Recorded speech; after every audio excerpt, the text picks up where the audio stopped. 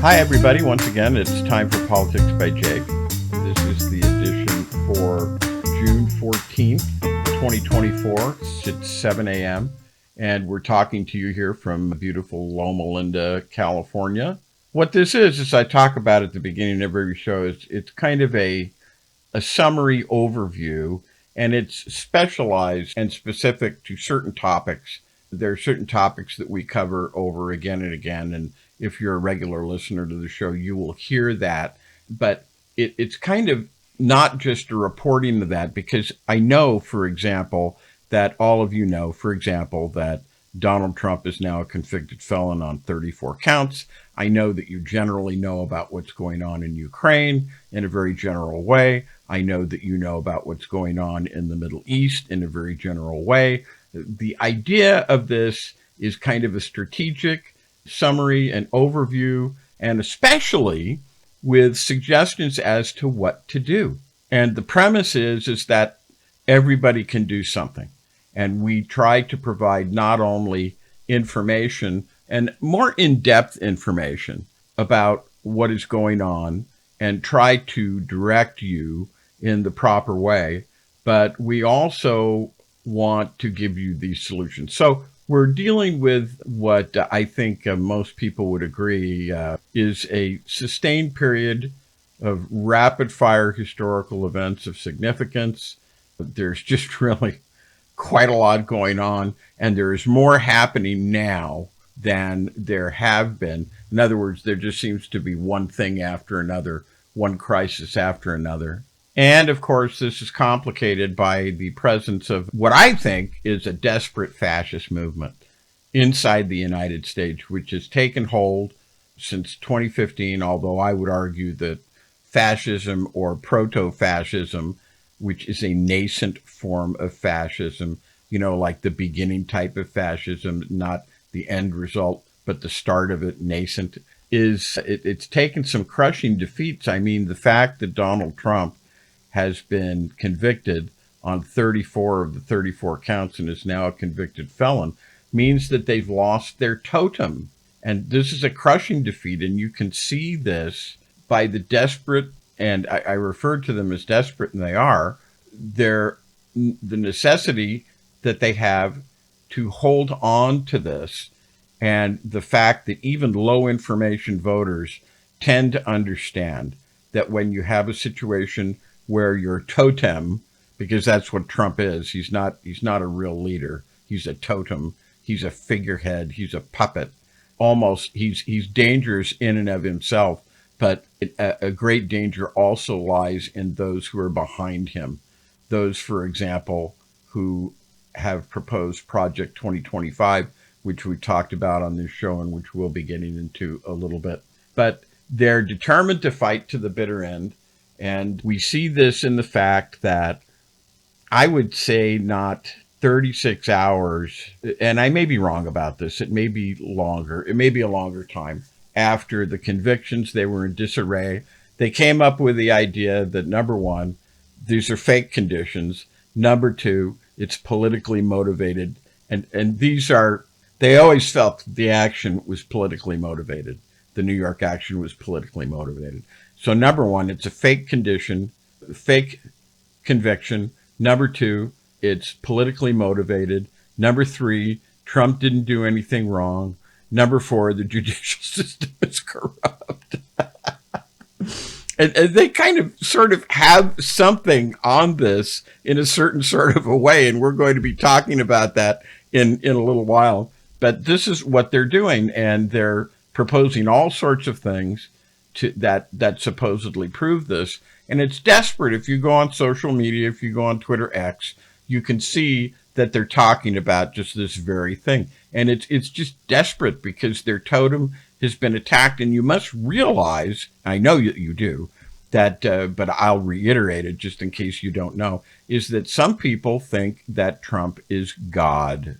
Or alternatively, they think he's the son of God, that he's the savior of the world, or the savior of the United States.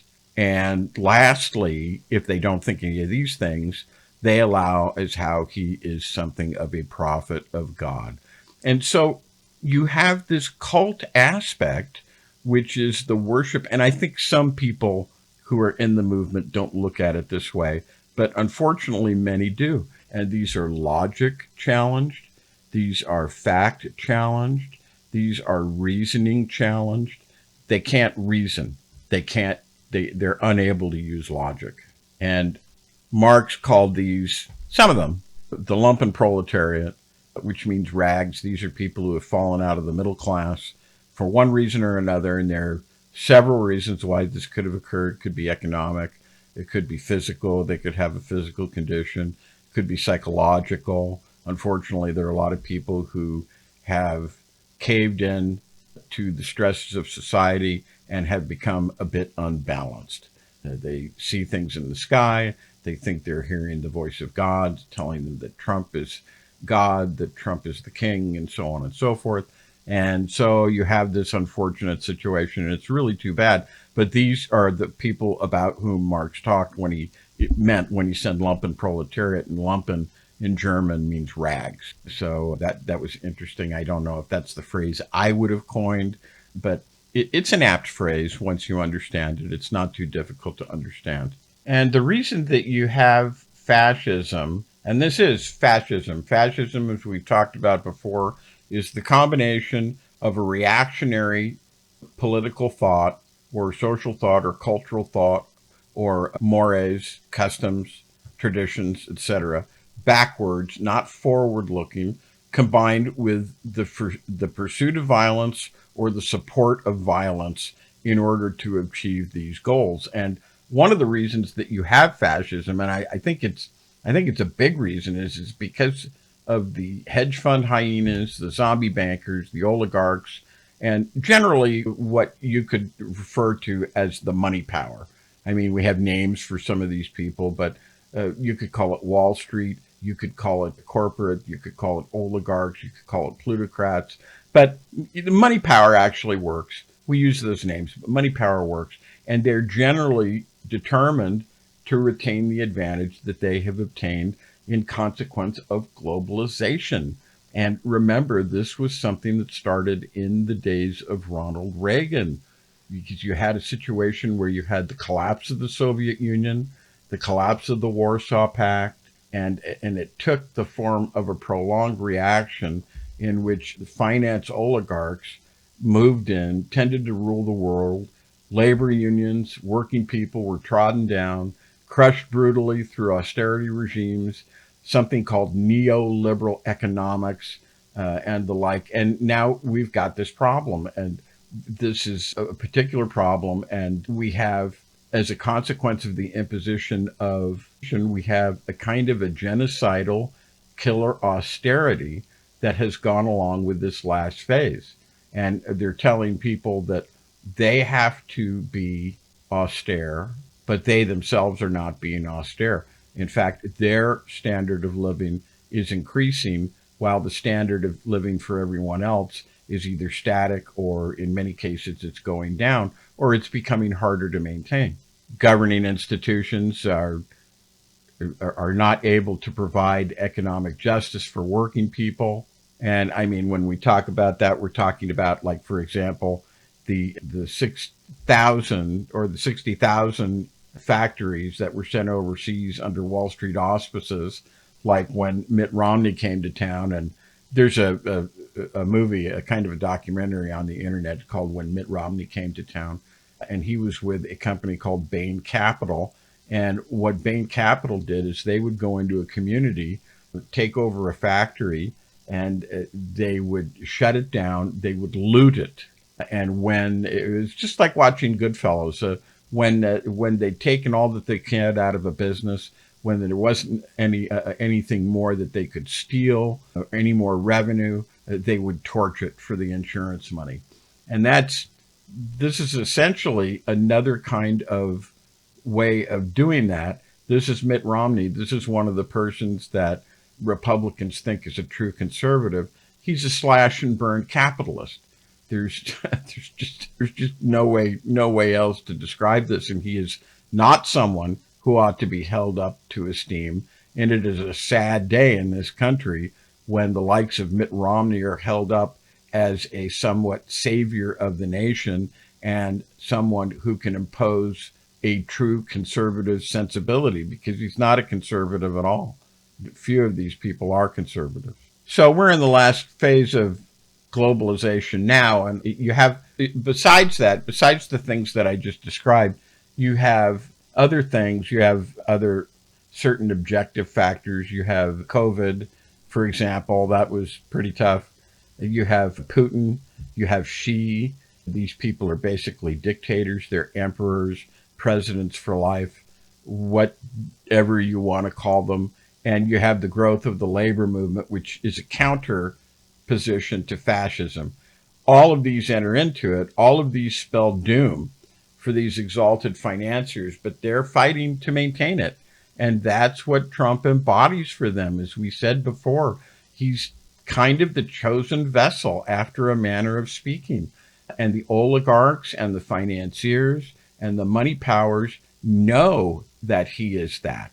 They know who he is. They've dealt with him for years. No one could have risen to the power that he has risen to in the way that he has risen to it unless he was known very well and acknowledged by the money power. They know who he is. They know what his benefit is, even if he's just, a knucklehead and a totem, which of course he also is. And of course, the ordinary person who is in thrall to him in the way that I described, like they think that he's a savior, they think he's God, something like this. They have all sorts of inspiring pictures of him, like leading the troops at D-Day and just whatever other sort of thing there is. These people believe in the worst scenario, that he's the second coming of Christ. They believe that he's God or Christ, or at the very least, he's a prophet of God. Now, you've heard me talk, and this is Politics by Jake.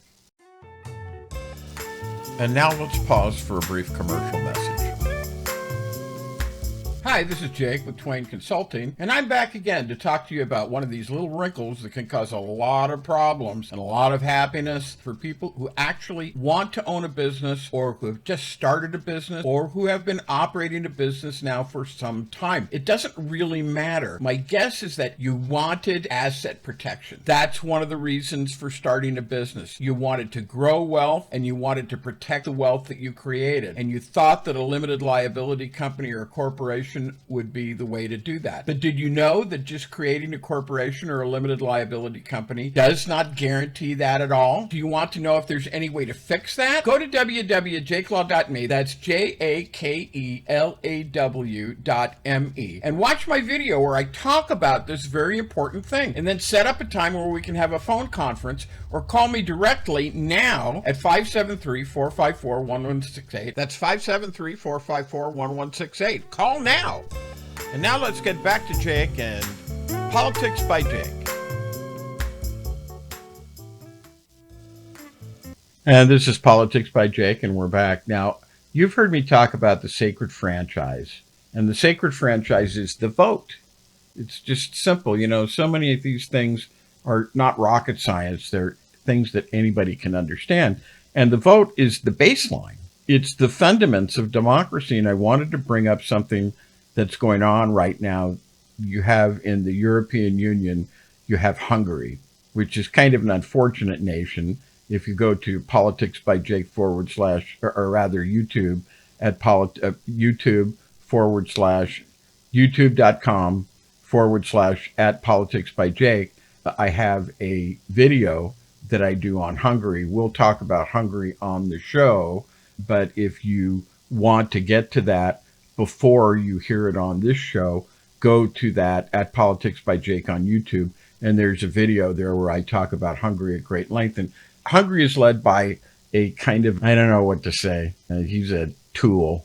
His name is Viktor Orban, and you have the Belgian president basically in the European Union saying that we should deprive, or they should deprive, we're not the European Union, we're the United States, but that we should deprive Hungary of its right to vote because all it does is obstruct. And that's really kind of true.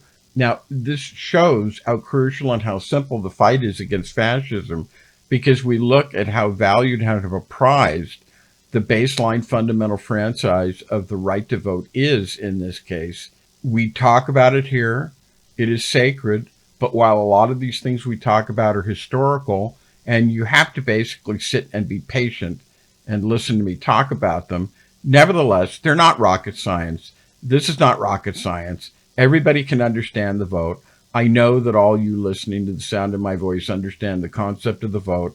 And it's one of the things that we talk about here in Politics by Jake in the most exalted terms. And you will hear me use, and I really don't use this word to describe anything else, but I use this word to describe the vote as sacred and holy. It is the bedrock of democracy.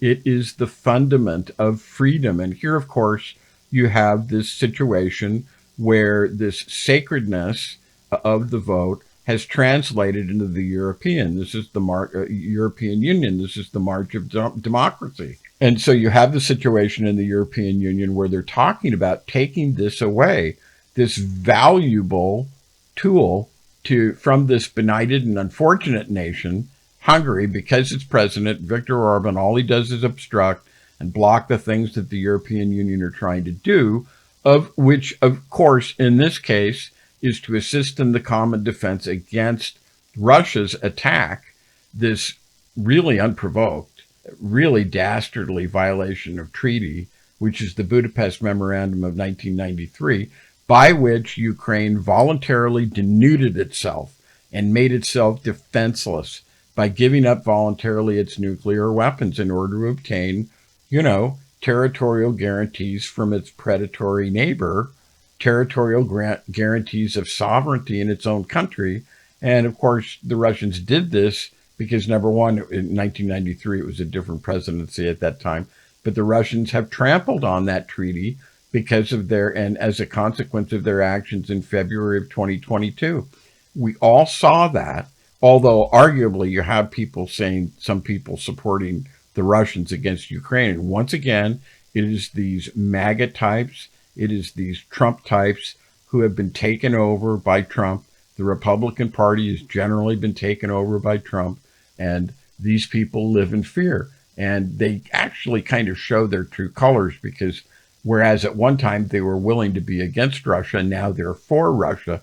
And it could not be more plain what happened, that this was an unprovoked attack. Ukraine did nothing to attack the Soviet Union or Russia Federation and be provocative, but it just didn't work. And yet you still have them say things like, we support Russia against Ukraine and there are Nazis in Ukraine and so on and so forth. And we saw all this, and we saw what comes from dealing with the Russians. As the general who was the commandant of Berlin in 1961 said to Kennedy, all the Russians are impressed by his strength. You have to make them afraid of you. And ever since 1999, when Putin took over and immediately started invading other countries, and in this particular case, I'm talking about Chechnya, which, by the way, he started doing that when he was the prime minister.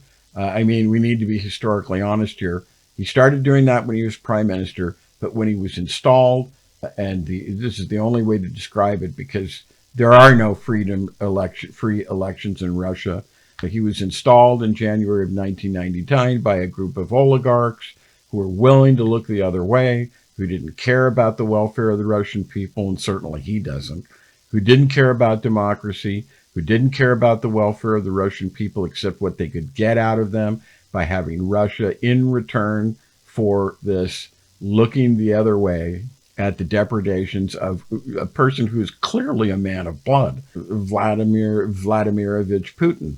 So they could get at the Russian people and get the money in the economic markets and bring their companies in and expand their markets, because that is the point of the Romney-esque slash and burn predatory capitalist.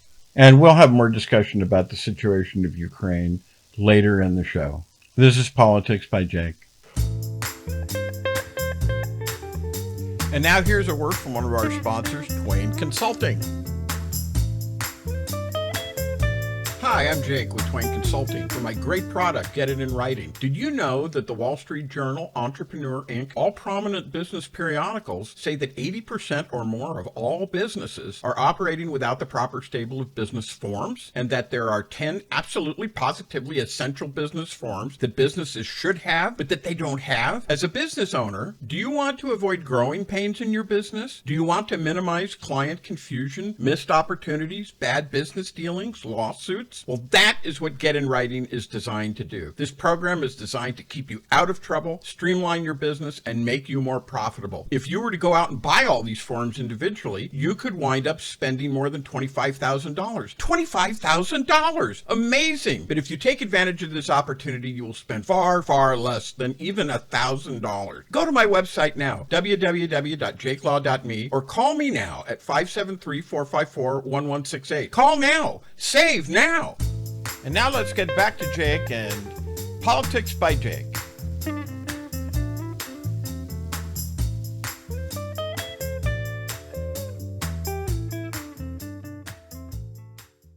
This is Politics by Jake. And to those who would tear the United States down and want to replace it, I would say simply, replace it with what? Do you want to replace it with the bloody totalitarianism of Putin, for example? How about the genocidal totalitarianism of Xi? Is this what you propose to replace it with? The apocalyptic vision of Blade Runner, where corporations ruled all, where countless millions live at the street level, while great corporations rose into the sky? You want to replace it with that? And you get these educated elites who are not grateful for their tremendous stipends, sitting in the faculty lounges, as it were, talking about utopia. And the one thing to remember about utopia is that utopia, upon its implementation, and we're using Plato as a reference point here, becomes reactionary, which is to say backwards. Very fast, it becomes backwards, and one of the elements of fascism is reactionary political and moral and cultural and social thought. And the other, of course, is the use of violence to impose and enforce it. So a utopia too often turns into a reactionary nightmare because it's not practical. The important baseline is to realize what is practical, what can be attained. And this is the hallmark of all the great leaders from Lincoln to Roosevelt to Biden and several stops in between. Like Obama talked about how politics is usually tough and it's usually grinding, but every once in a while, you see an opening where you can get something done. And this was why we have the Affordable Care Act, which has just immensely benefited Americans and was a slap in the face to oligarchy, and about which oligarchy attempted at every turn to vilify and ruin Obama, but we're not able to. But this is the leading idea. What can be obtained? What is practical?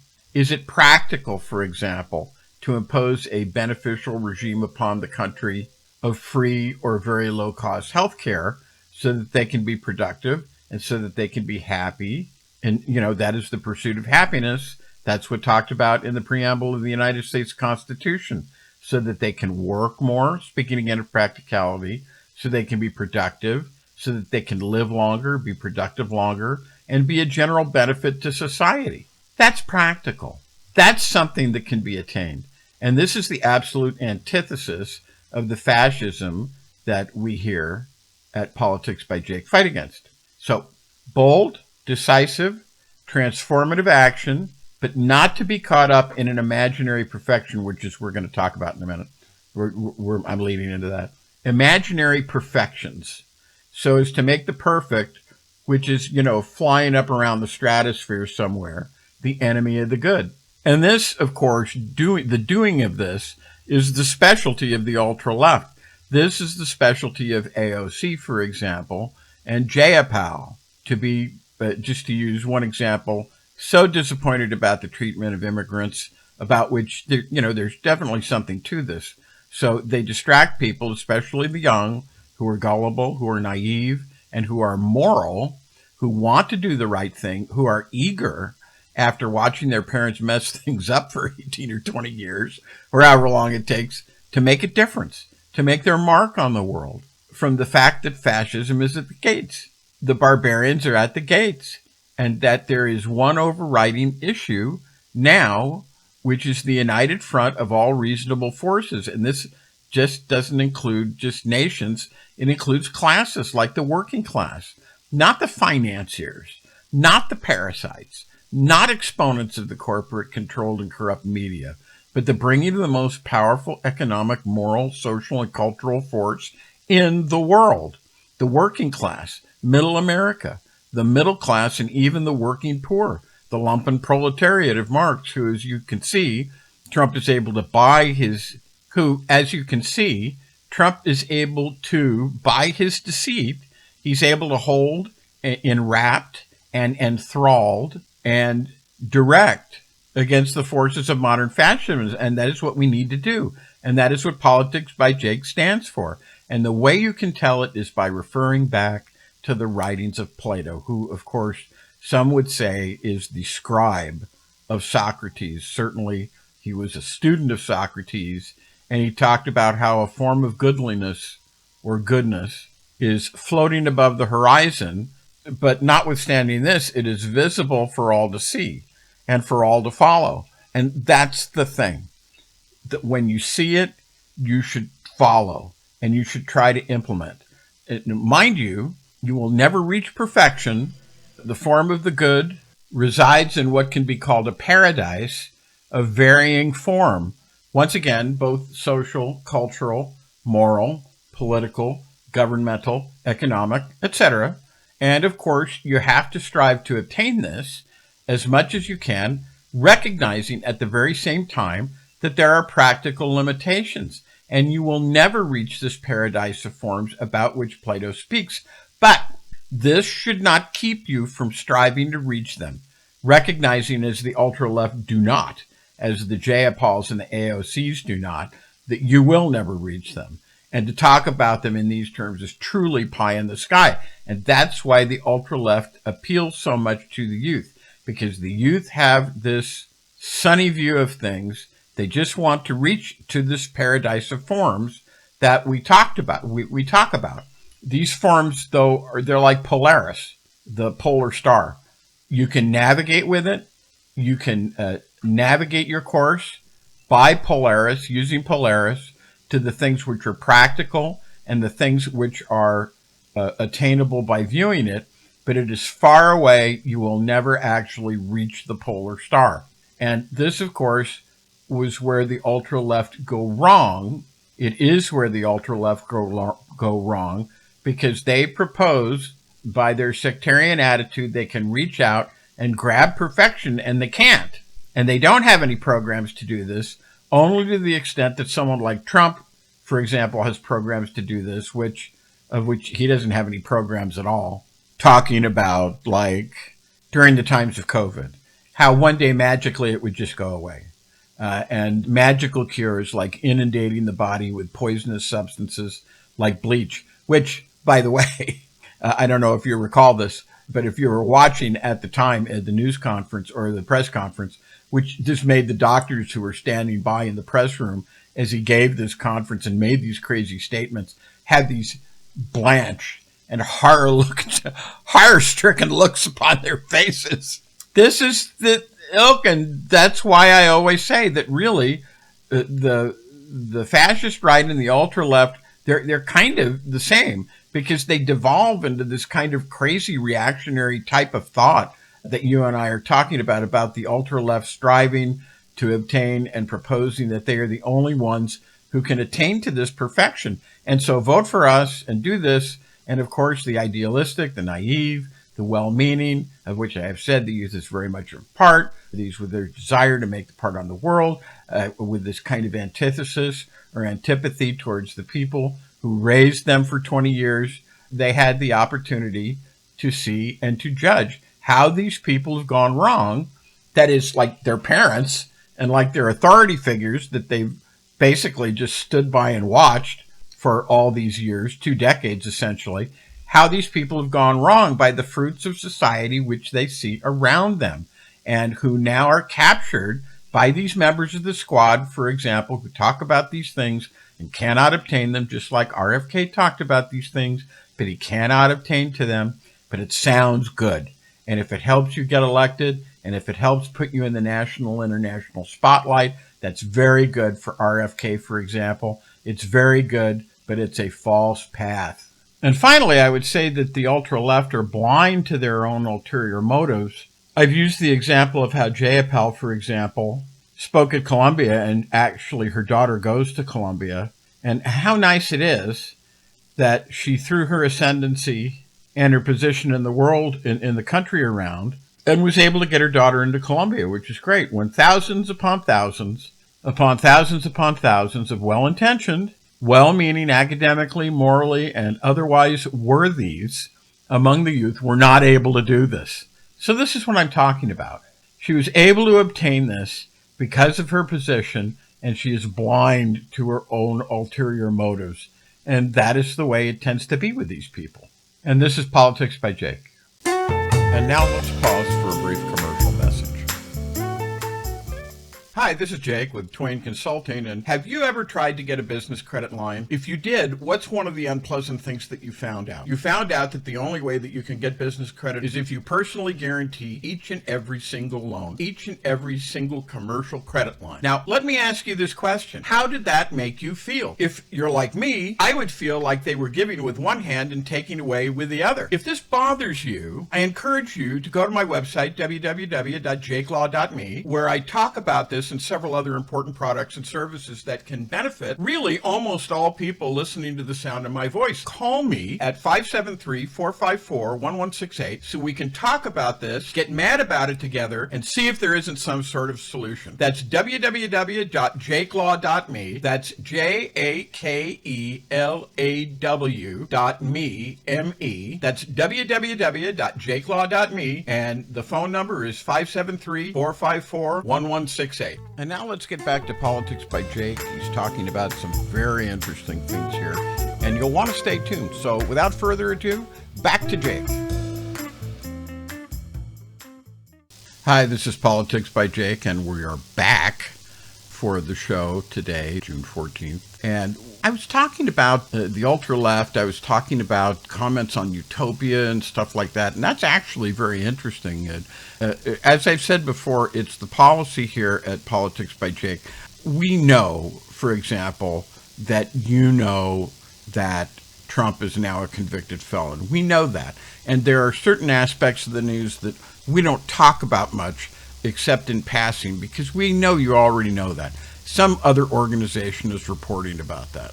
So we tend to talk about things that are going to educate and enlighten and direct our listeners so that they can exercise what you've heard me multiple times call the sacred franchise of the vote and become intelligent and reasoned citizens. And I use myself as an example of how dumb you can be, because I've talked about the times when I first voted. I voted for Richard Nixon, and because he was on a show called Rowan and Martin's Laugh-In, and he did a little clip where he said, "Sock it to me." And I thought, well, this must be a fine fellow. He's on the show, and they think that he's great on the show, so that must be good. So by golly, I'm going to vote for him.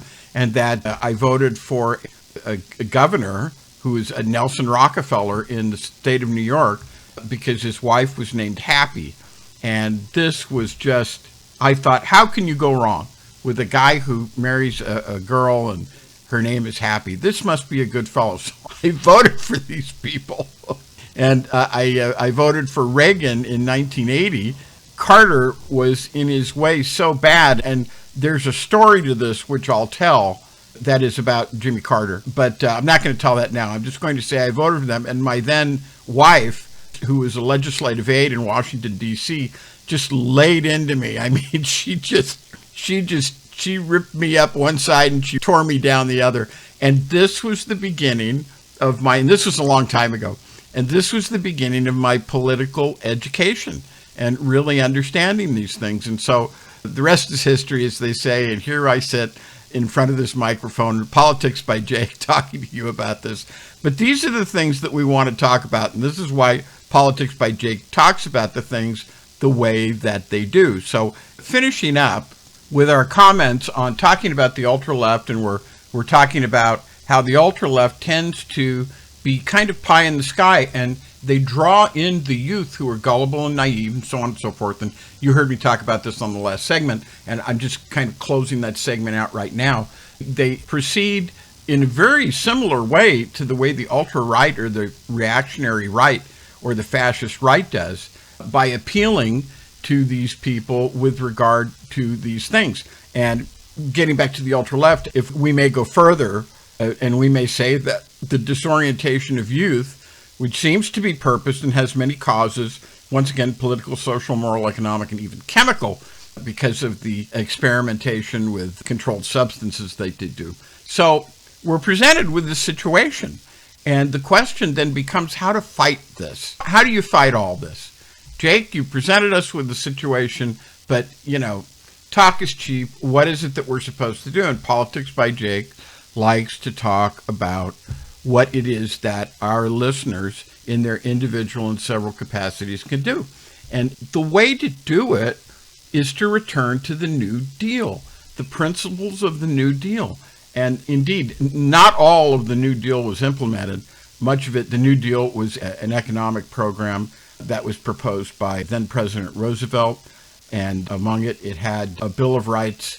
It's called the Second Economic Bill of Rights. And it had like 14 points. And it was premised on what I think are compelling statements, but simple statements. Like, for example, a necessitous man is not a free man. And that's true. If you've got someone who can't eat, who can't clothe themselves, who can't shelter themselves, they're not free. You can talk about them and say that they're free until the cows come home, but they're not. So, like I said, this was talked about, but it was not all implemented, but they remained as tenets. And when the Democratic and not Clintonistas, I don't mean the Democrat leadership council types, which were called Clintonistas because they kind of rose in the advent of Bill Clinton to the presidency.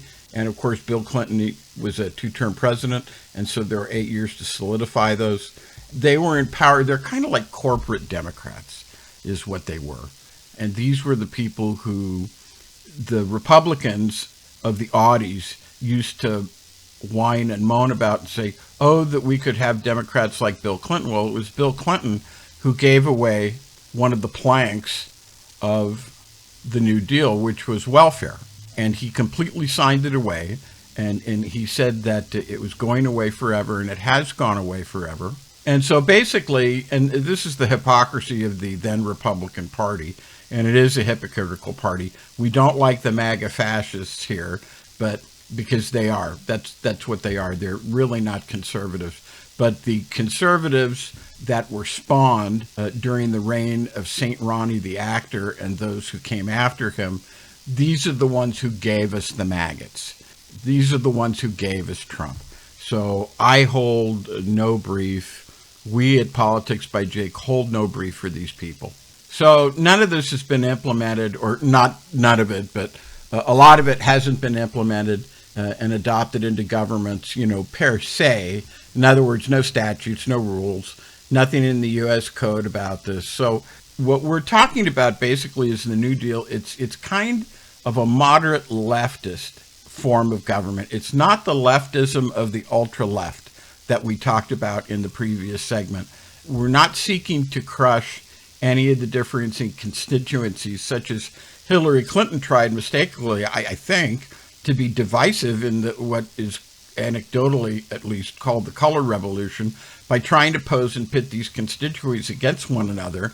And many of them there are, but to unite them rather, at least as many as it is possible to unite. And economically, this would be a highly rated form, and I should say a highly regulated form of industrial capitalism, in which there is a big state role for a highly regulated state sector. And these are companies that have been practically destroyed by lunatic, narcissist oligarchs, companies like Twitter X.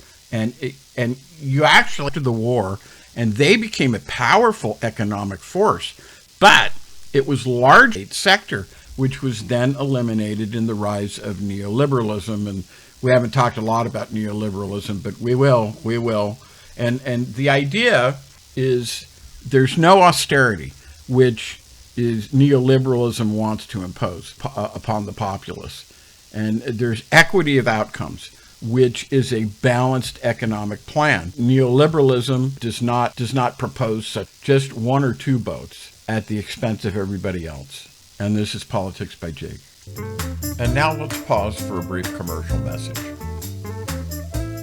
Hi, this is Jake, and I'm back again to talk to all of you who are business owners. You want asset protection, right? And why? Because you wanted the wealth that you were growing in the business to be protected in the best way possible, and you wanted to keep your personal wealth out of it. But did you know that just creating a corporation or a limited liability company does not guarantee that at all? If you're like me, that makes you feel pretty angry. Do you want to know if there's any way to protect your business and your personal wealth? Well, go to www.jakelaw.me or call me directly now at 573-454-1168, and let's talk about that. Call now. Save your assets now. And now we're back. And now let's pause for a brief commercial message. Hi, this is Jake with Twain Consulting. What if I told you you could be invisible, where you could not be seen? Your personal financial transactions could be shielded. Business affairs could be hidden, where a purchase is far less likely to be able to be found out, where your personal assets or business assets could be protected for your benefit and the benefit of your loved ones. Want to know more? Contact me at my website, www.jakelaw.me, or call me direct at 573-454-1168. Become invisible now. And now let's get back to Jake and Politics by Jake. This is Politics by Jake, and we're back. Now, further, I spoke just briefly about Ukraine earlier, but it was more related to Hungary, the nation of Hungary, which is actually a member of the EU, but is because of Viktor Orban, its leader, it tends to be obstructive. And sometime I'll do a segment on Hungary, and Hungary is an unfortunate and could even be said to be a benighted nation. But getting back to Ukraine and the war, you've heard me say before, and I will keep saying it because I absolutely positively believe that it is true, that this conflict is the start of World War III, because it will eventually draw in all of NATO. Plus, Putin, the dictator of the Russian Federation, the people of whom are slaves, make no mistake, will gather together, and he is gathering together a current axis of evil. And the members of that are Russia, mainland China, Iran, and North Korea. And you will recall from your history, Roosevelt talking about on the lead up to World War II and during about what was then the axis of evil, which was Nazi Germany, Italy, and Japan. I recently told you that it was my opinion, based on the military experts, and I commonly default to Jane's, which is a British publication. It's one of the preeminent ones among those kinds of publications. It's well known. You can look it up. It's easily findable on the internet. That Xi, who is the emperor, president for life of mainland China, and again, I exclude the mainland Chinese people from this, they are slaves who partake, even as they did in the days of Mao, by the way of elaboration, okay, when the communist revolution succeeded in taking over the mainland, had imposed upon them the iron rice bowl. And maybe you've heard that expression and maybe you haven't, but what it means is you get a bowl of rice to eat on a regular basis, and maybe the occasional free flu shot, while the party controls basically everything else. And that's the social compact between that the Communist Party has with the mainland Chinese people. Because it just, and that, from a certain standpoint, you could say that's not nothing, because feeding such a huge population as in mainland China is something that its leaders have not always been up to. So Xi could be ready to attack Taiwan in 2030, according to Jane's recent comments. However, a more recent, because this is right now the standard, 2030, and 2030 is bad enough because that's like 5.5 years, statement I have in Telegram that I haven't nailed down but it's a statement in Telegram, and it's likely, and because it's likely, I report it, that Xi Jinping, and I'm quoting here from the statement, has called upon China's People's Liberation Army to be ready to take Taiwan by force in 2027. The United States, therefore, together with regular regional partners, must ensure a Chinese invasion can't succeed. So there you go. We've just been moved up 3 years. 2027, we're halfway through 2024 right now.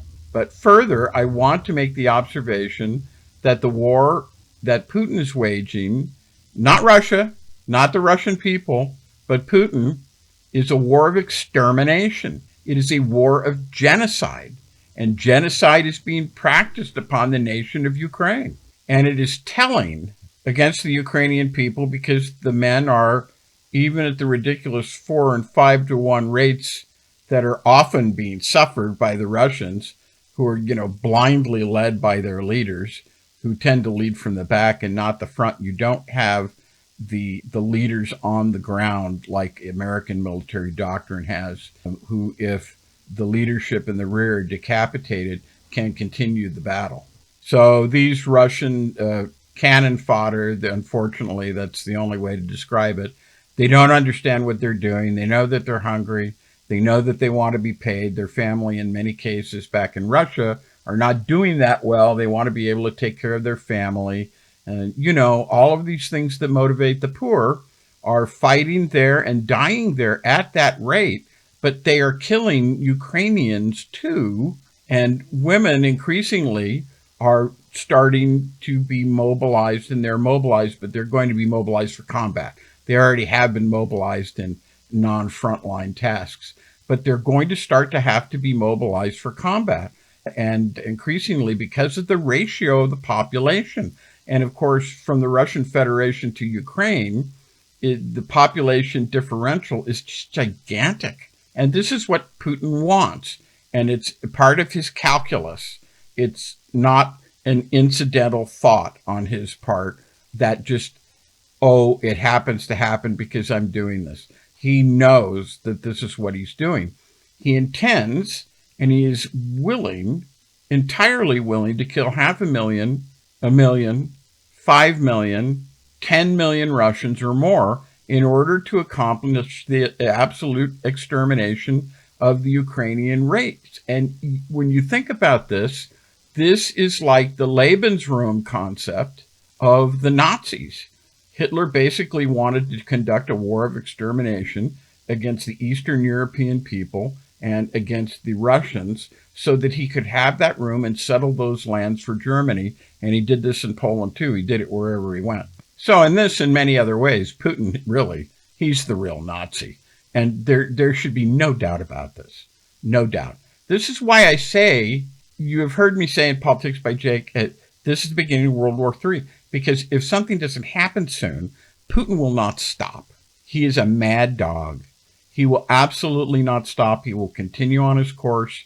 And the manpower issue in Ukraine will become such an issue that NATO will have to become militarily involved. And you see this happening now. And NATO will have to send troops. We hope it doesn't get to that, but we think that it's unavoidable if events continue in the way that they are continuing now. Now, notably, according to a recent article, Putin is taking, and once again, I make the distinction between Putin and the Russian Federation and the people of the Russian Federation, who, once again, sorry to say it, they're slaves.